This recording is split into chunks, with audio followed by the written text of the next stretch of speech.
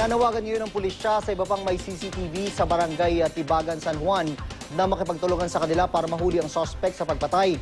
At umano'y panggagahasa sa isang batang 1 taong gulang kamakailan. Sa ngayon, may isang footage na sila ng pinaniniwalaang suspect.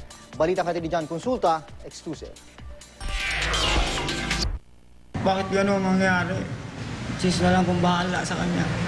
Tulala at hindi pa rin makapaniwala ang mag-asawang Lani at Danny. Hindi nila tunay na pangalan matapos matagpo ang wala ng buhay ang kanilang 1 taong gulang na anak na itatago natin sa pangalang Lady. Kwento ni Mang Danny, pasado alas 3 ng madaling araw nang mapansin nilang wala na ang kanilang 1 taong gulang na anak.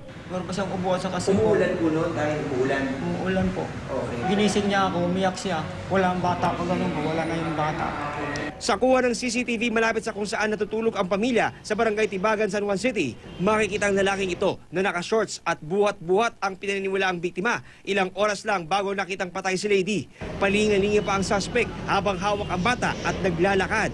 Ayon sa San Juan Police, inaalam nila kung ginahasa ang bata bago namatay dahil nakababa ang shorts nito nang makita ng mga saksi. Malaki raw ang magiging papel ng CCTV sa pagtukoy sa pagkakakilanlan ng suspect, kaya apila ng San Juan Police sa ibang establishmento na may CCTV. Napakahirap naman kasi na yung pulis kailangan pong kumuha ng court order para magbigay sila ng CCTV.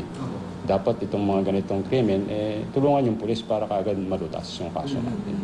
Sa ngayon, may hawak ng testigo ang mga otoridad na posibleng maging susi sa pag-aaresto ng suspect at sa pagkalutas sa kaso. John Consulta, GMA News.